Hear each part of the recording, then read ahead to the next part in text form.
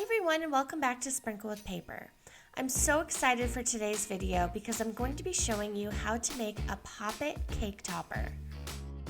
In today's video, I will show you a step-by-step guide on how to create this thing completely from scratch in Cricut Design Space. Let's go ahead and jump in. We'll start by opening up a new project in Cricut Design Space. And then we are going to go over to the Shapes tab and we're going to click on the hexagon. We'll adjust the height of the hexagon to 6 inches. And now this will be the base of our cake topper.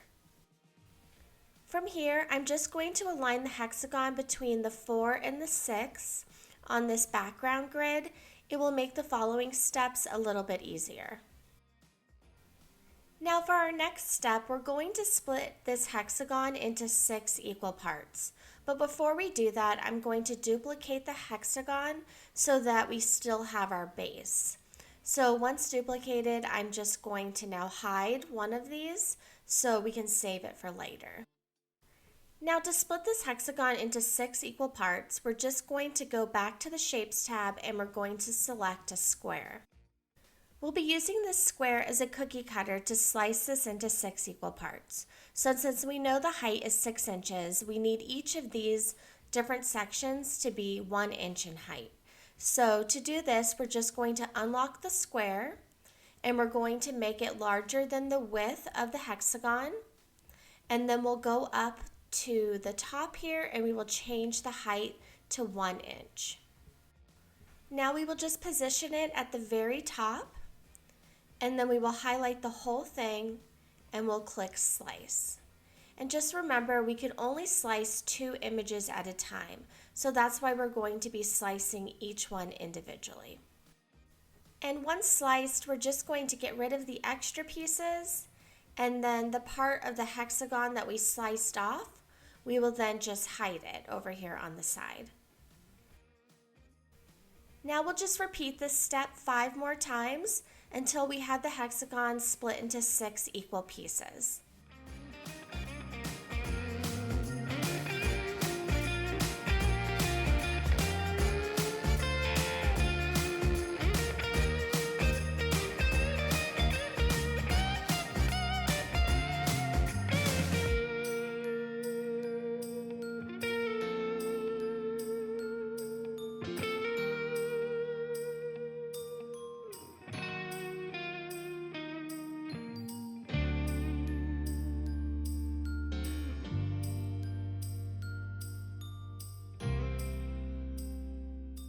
And now that we only have one piece left, if we go up here to the top and we notice that the height is 1 inch, then we know that we've done a great job and that our hexagon has been split into 6 equal pieces properly.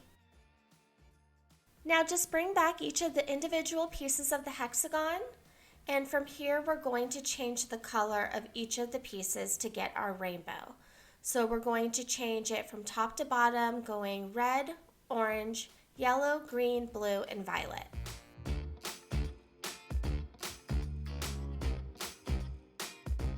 So now this is going to be another one of our layers. So the first layer is going to be the base that we already have saved, and now this is going to be the second layer. So from here, we're just going to highlight all of these pieces, and we're going to click duplicate, and then we're going to click group. Now we can just hide this group over here on the right hand side. Now we're going to start on our third layer, and this layer is a little bit more complicated, so we're going to take it nice and slow. We'll start by going back over to the Shapes tab and we're going to click on the hexagon. We'll adjust the width of the hexagon to 6.65 inches. And then we're going to move it to the back. And to do this, we'll just go up to Arrange and move to Back. And now just to give you a quick idea what we're trying to do here is we're going to be using the hexagon as another cookie cutter to slice out just the border of each of these individual pieces. And like I mentioned before, we can only slice 2 pieces at a time. So we're going to go over to the right hand side and we're going to hide all of these pieces except for the red one. Once all of the pieces have been hidden, we'll now just bring our hexagon back up to the front layer, and then we're going to position it onto our red piece where we're left just with the border of this hexagon. We just need the two sides and the top piece. Once positioned, select the whole thing and click Slice. Now we're just going to delete some of the extra pieces we no longer need, and then the red border, we're just going to move it up over to the corner over here and save it for later. Now we're going to bring back the purple piece and we're going to do the same steps as we did for the red.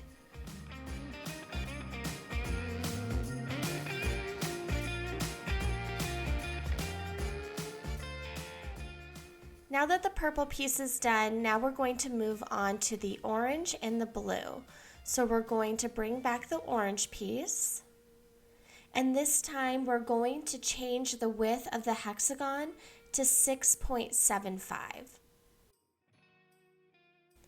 We'll position the hexagon onto the orange piece just like we did for the red and for the purple. We'll highlight the whole thing and click Slice. We'll now do the same for the blue piece.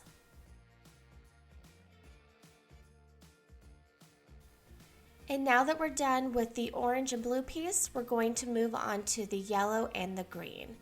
And with the remainder part of this hexagon, we're going to change the width to 6.85. And then we're going to follow the steps that we just did with both the yellow and the green.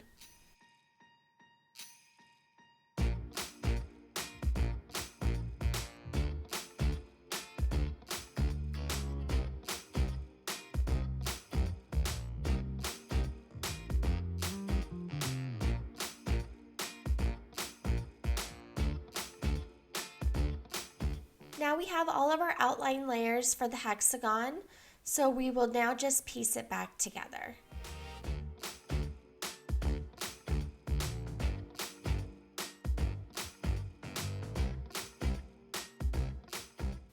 Now to complete this layer of the cake topper, we're now going to add the circles.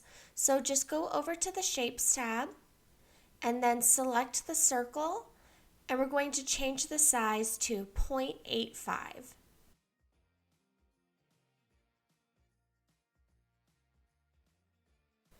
For each of these circles, I'm going to position them so they are touching and slightly overlapping this outline frame that we have created. So for this top portion, the red section, we're going to have 3 circles, and I'm just going to equally space them apart. And then as we move down, we will add more circles. So the orange will have 4, the yellow and green will have 5, and then we'll move back down to 4 in the blue and then 3 in the lavender.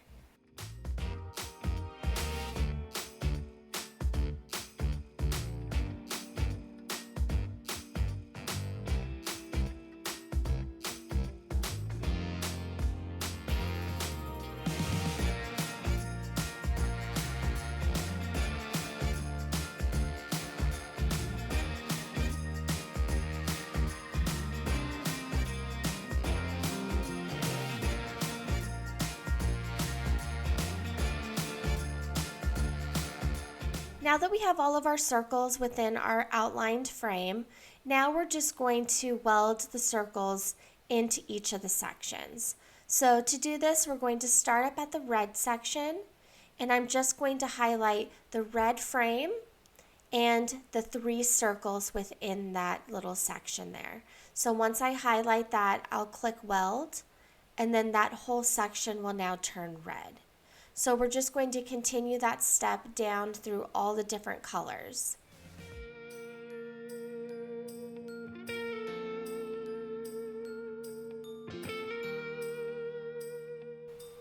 Now before we highlight and weld this lavender section, I'm just going to duplicate one of these circles, and I'm going to move it over to the side and save it for later.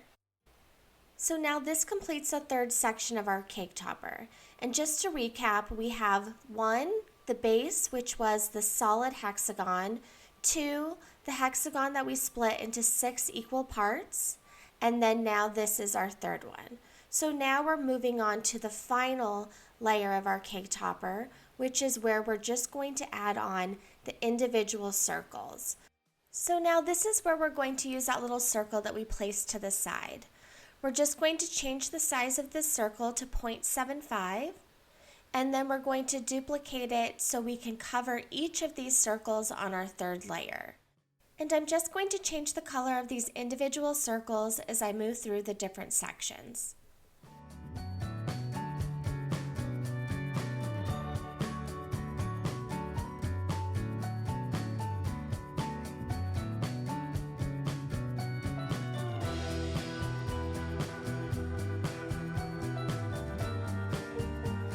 So now this completes the final step of our Pop-It cake topper. So I'm now just going to bring back all of the other layers of the cake topper.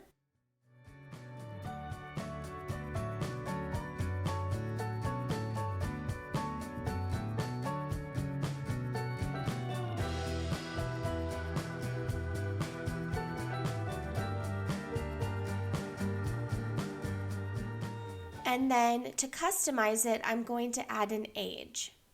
I'm just going to click on text and I'm going to type in the number 8. And I actually like the way this 8 looks, so I'm not even going to change the font. But I do want to add multiple layers. So to do this, I'm just going to go up to offset. I'm going to type in 0.05. And then I'm going to repeat this step 5 more times, so this number will have 6 different layers just like our Pop-It. But this time, instead of doing the rainbow colors from red to lavender, I'm going to do an inverse rainbow where I'm going to go from purple to red.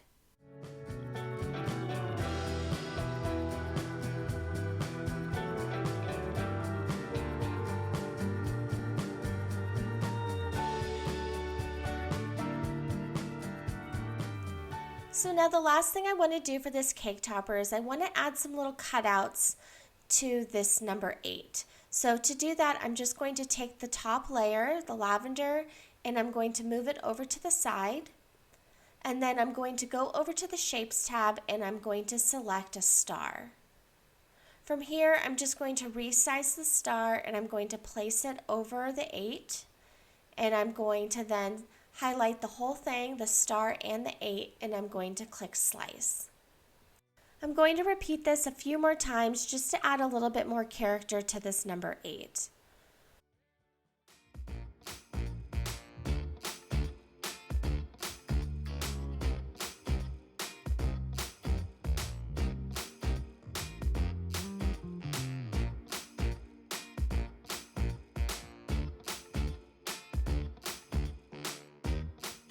And then just to make sure that we have all of the layers that we need, we can go over to the side and click on Color Sync. And from there you can see that we have our bottom base, we have all the pieces for the red, for the orange, the yellow, green, blue, and violet. And once we have double checked that we have all of the pieces, we now can just go up and click Make It.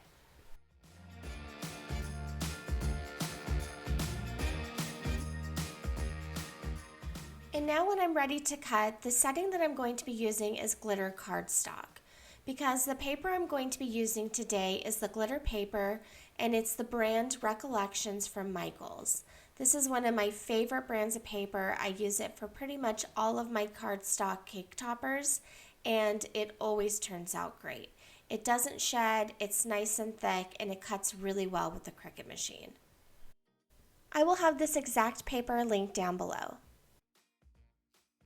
The other supplies I'll be using are these foam stickers that I found at Michaels, but you could pretty much find them at any craft store. And then I'm also going to be using a wooden skewer. Again, I found this at Hobby Lobby, but you can get them at grocery stores, Amazon, Target. You can find them pretty much anywhere that sells food. And I'm going to need my hot glue gun. Now before we start cutting, I just wanted to share a quick tip. So if you've ever worked with glitter cardstock, you know that they always place these really annoying stickers in the bottom corners of the paper. And it is so frustrating because there's always a section of the paper that you really can't use because there's this ugly sticker on the back of it. But I found this product called Undo, and this is not sponsored. This is just something that I've used for the last couple of years, and I absolutely love it. But anyways, it's called Undo, and you can get it off of Amazon. And all you do is you squeeze a little bit onto the sticker. You wait about 10 to 15 seconds, and then you could just use your scraper, and you can just scrape it off in just one piece. And it comes out so nice. And then I just take a little napkin and I just rub off any of the extra residue. And then once it dries, you can no longer see that there was ever a sticker there. It is amazing. I will link it down in the description. So now I'm just going to cut out all of the individual pieces. Now that everything is cut, I'm just going to use these foam stickers to attach everything to the base to give it that 3D look. This pack of foam stickers comes in two different sizes, so a small and a large. So I'm going to use the large ones to connect the majority of these pieces, and then I will reserve the small stickers to attach the little circles at the end. The first layer we're going to attach to our base are the solid color pieces that we had separated into 6 equal parts.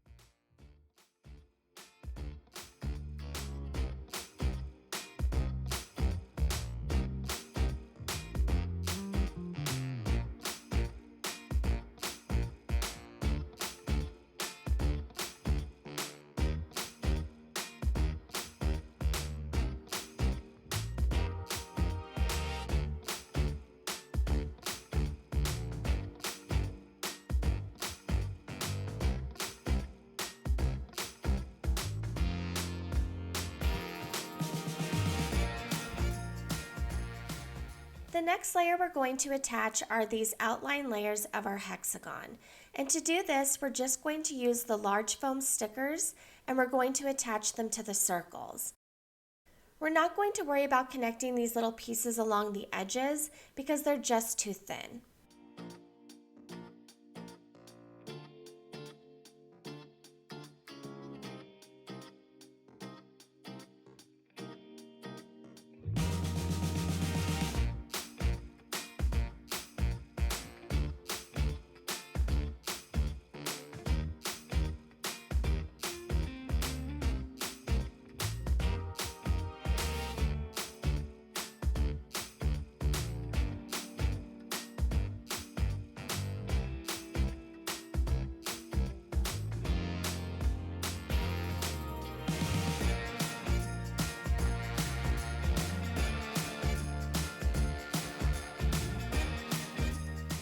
And now for the final layer of our poppet design, we're just going to attach these little circles using the small foam stickers.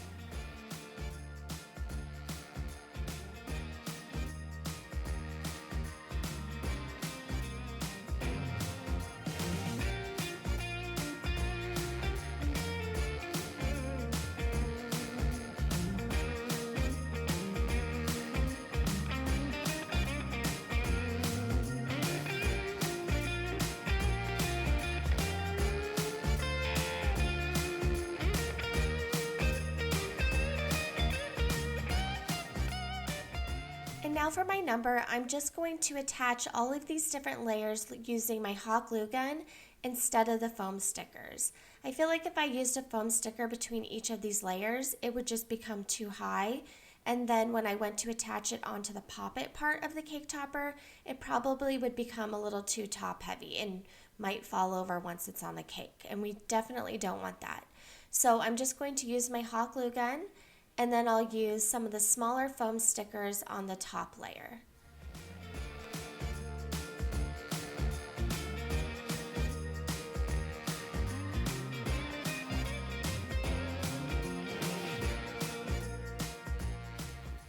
Now I'll just attach the number onto the poppet with a little bit of hot glue.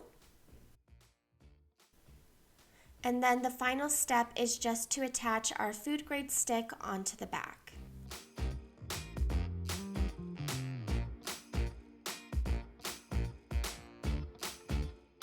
I'm so pleased with how this cake topper turned out. I know that there were a lot of steps, but if you just take it nice and slow and re-watch some of the sections if you need to, I know that you can create this cake topper. If you have any questions, please leave them down in the comments, and I will have everything that I used in today's video linked down below. If you haven't already, please subscribe, and if you enjoyed this video, please give it a thumbs up. Thank you all so much for watching, and until next time, happy crafting!